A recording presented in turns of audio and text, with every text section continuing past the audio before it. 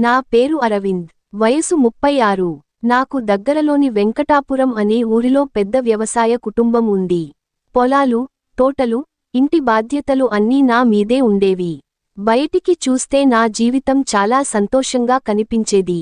కానీ నా మనసులో మాత్రం ఎవరికీ చెప్పుకోలేని ఒక వెలితి ఉండేది.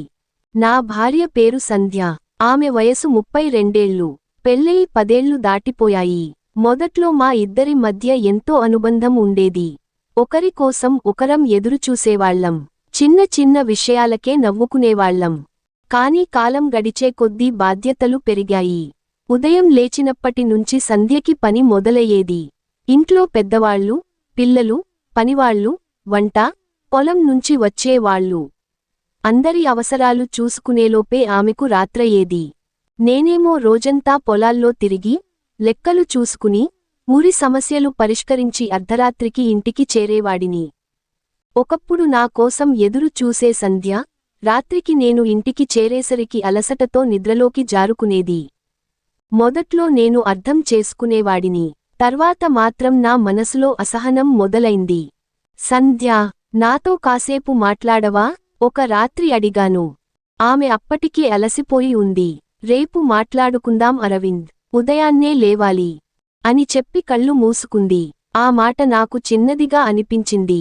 కాని ఆ రాత్రి మాత్రం అది నా మనసులో పెద్ద గాయంలా మిగిలిపోయింది. అలా కొన్ని నెలలు గడిచాయి.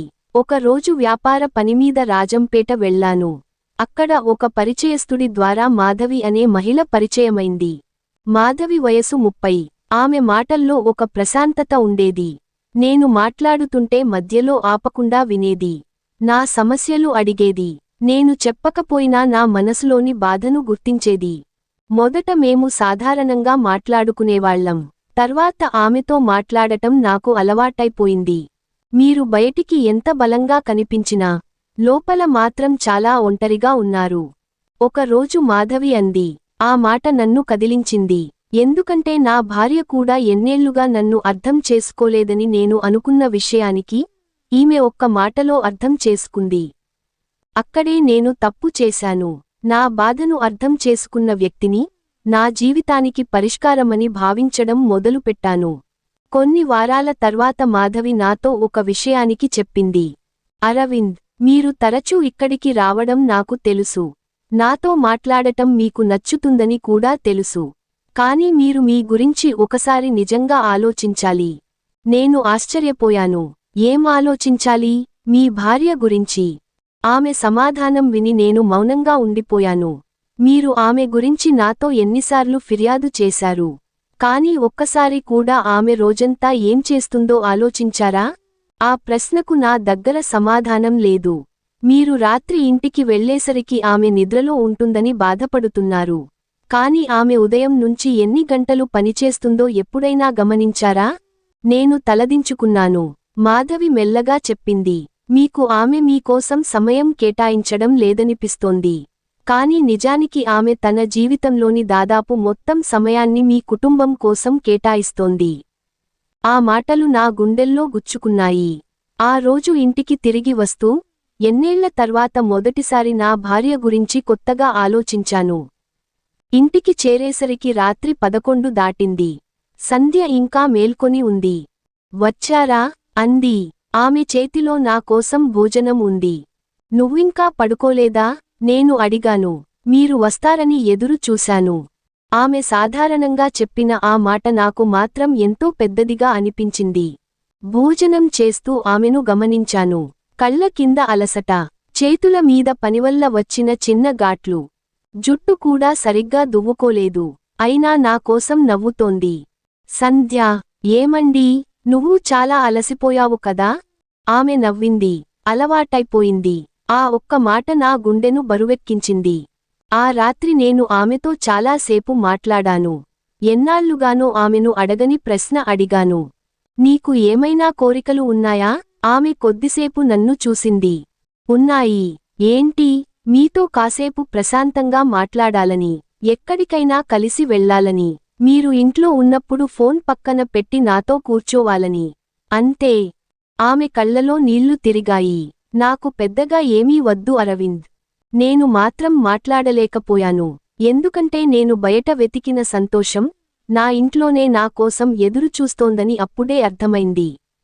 తర్వాతి రోజు నుంచి నా జీవితాన్ని మార్చుకోవాలని నిర్ణయించుకున్నాను.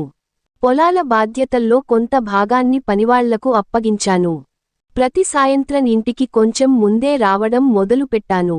సంధ్యతో కలిసి భోజనం చేయడం మొదలుపెట్టాను. ఆమె పనుల్లో నేను కూడా చేయూతనివ్వడం మొదలుపెట్టాను. మొదట ఆమె నమ్మలేదు. మీకు ఏమైంది అని నవ్వుతూ అడిగింది. ఏమీ కాలేదు, నిన్ను ఇన్నాళ్లు అర్థం చేసుకోలేకపోయానంతే అని చెప్పాను. కొన్ని రోజుల తర్వాత మేమిద్దరం దగ్గరలోని చంద్రగిరి కొండల దగ్గరికి వెళ్ళాం. 10 ఏళ్ల తర్వాత మొదటిసారి భార్యాభర్తలుగా బయట కూర్చుని సూర్యాస్తమయాన్ని చూశాం. సంధ్య నా పక్కన కూర్చుని, ఇలా మీతో కూర్చుంటే నాకు పెళ్లైన కొత్త రోజులు గుర్తొస్తున్నాయి అంది. నేను ఆమె చేతిని పట్టుకున్నాను. నాకు కూడా. ఆ రోజు మాధవిని చివరిసారి కలవడానికి రాజంపేట వెళ్ళాను. ఆమె నన్ను చూసి చిరునవ్వు నవ్వింది. అర్థమైందా? నేను తల ఊపాను. అవును మాధవి, నేను వెతికింది కొత్త జీవితం కాదు, నా జీవితంలో ఉన్న మనిషిని కొత్తగా చూడడం. ఆమె సంతోషంగా నవ్వింది. అందుకే మీరు మళ్ళీ నా దగ్గరికి రారని నాకు ముందే తెలుసు. నన్ను తప్పు దారి నుంచి వెనక్కి తీసుకొచ్చింది నువ్వే అన్నాను. మాధవి తల ఊపింది. కొన్నిసార్లు మనకు కావాల్సిన సమాధానం బయట దొరకదు అరవింద్. మనం నిర్లక్ష్యం చేసిన మనుషుల దగ్గరే ఉంటుంది. ఆ మాటతో నేను అక్కడి నుంచి బయలుదేరాను. ఇంటికి వెళ్ళేసరికి సంధ్య గుమ్మం దగ్గరే నిలబడి ఉంది. ఇంత ఆలస్యమైంది అని అడిగింది. నేను నవ్వుతూ, నిన్ను మిస్ అయ్యాను అన్నాను. ఆమె ఆశ్చర్యంగా నన్ను చూసి నవ్వింది. ఇప్పుడేనా?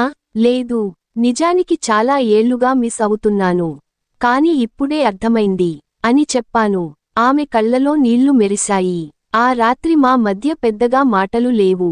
కాని ఎన్నేళ్లుగా దూరంగా ఉన్న రెండు మనసులు మాత్రం మళ్లీ దగ్గరయ్యాయి. మన జీవితంలో కొత్త మనిషి రావడం వల్ల సంతోషం దొరకదు.